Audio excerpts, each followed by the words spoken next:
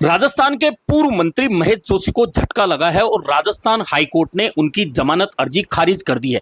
दरअसल जल जीवन मिशन और मनी लॉन्ड्रिंग से जुड़े केस में महेश जोशी की गिरफ्तारी ईडी ने की थी और उनकी पहली जमानत जो लगी थी ईडी की विशेष अदालत में वह पहले ही खारिज हो चुकी थी। इसके बाद महेश जोशी ने राजस्थान हाईकोर्ट में जमानत अर्जी लगाई थी, जिस पर सुनवाई के बाद में 8 अगस्त को फैसला सुरक्षित रख लिया गया था।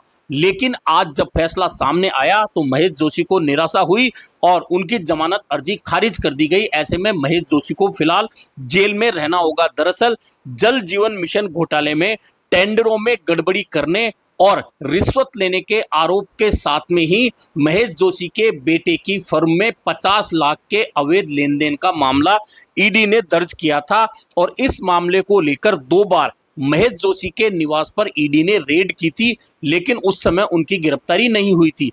महेश जोशी के अधिवक्ता ने अदालत को कहा कि उनके मुवक्किल का मूल जो एफआईआर एसीबी में दर्ज थी उसमें नाम नहीं था और पुराने नोटिस के आधार पर राजनीतिक दबाव में उन्हें फंसाया गया और उनकी गिरफ्तारी हुई है। वहीं महेश जोशी ने जो 2 करोड़ रुपए लेने की बात सामने आ रही है उस पर इनके कोई ठोस साक्ष्य नहीं है। वहीं महेश जोशी के बेटे की फर्म में 50 लाख लोन के तौर पर लिए गए थे, जिन्हें लौटा दिया गया। इस पर ईडी के वकील ने विरोध करते हुए कहा कि 50 लाख लौटा देने से अपराध